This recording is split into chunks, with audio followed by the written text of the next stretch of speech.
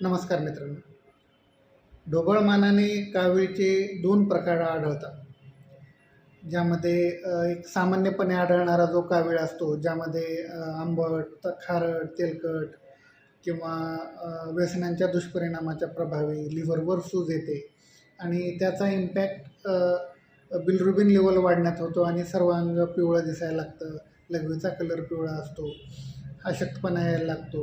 त्याच्यानंतर ॲसिडिटी, काही खाल्लेलं अन्न व्यवस्थित न जिरणं आणि थकवा जाणवायला लागतो. तर दुसरा प्रकार हा लक्षणं सारखेच आहेत दोघांचे. त्याच्यामध्ये दुसरा प्रकारमध्ये रुद्धपत कामला म्हणजेच ऑब्स्ट्रक्टिव्ह जॉन्डिस.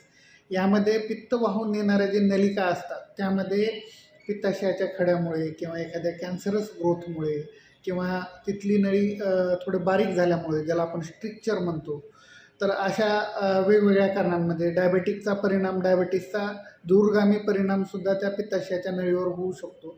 त्याचा परिणाम पित्ताशयाची नळी बारीक होऊ शकते.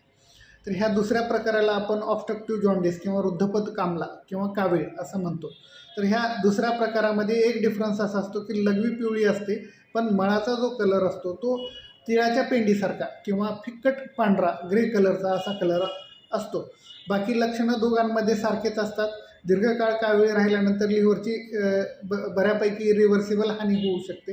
त्याच्यामुळेच वेळीच योग्य उपचार घेणं हे क्रमप्राप्त ठरतं. धन्यवाद.